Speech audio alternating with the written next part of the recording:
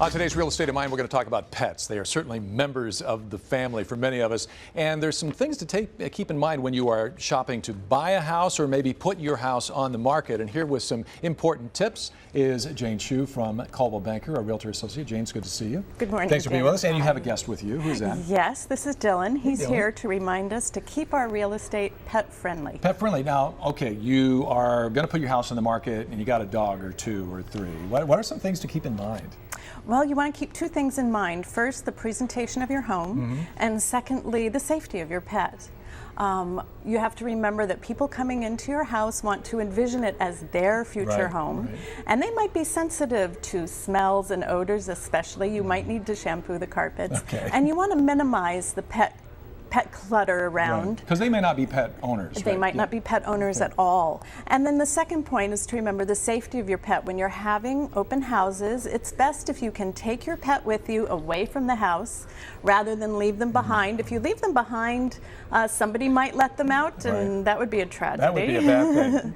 What about when you're buying? As a pet owner, that can be kind of tough sometimes, right? Yes. Now, when you have a single-family home situation, you're generally pretty free to, buy a home, and your pet will be fine. You might want to check out the neighborhood, see if it's pet-friendly, if there are dog walks in the area or dog parks.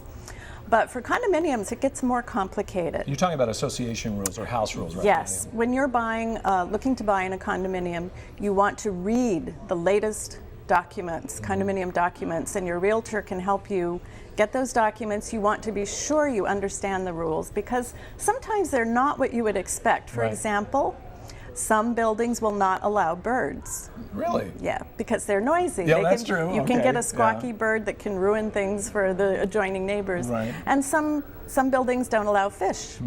Now, I couldn't understand why that would be. Because if you have a large tank in a condominium and something happens and it spills or it breaks, you could be flooding out a number of neighbors.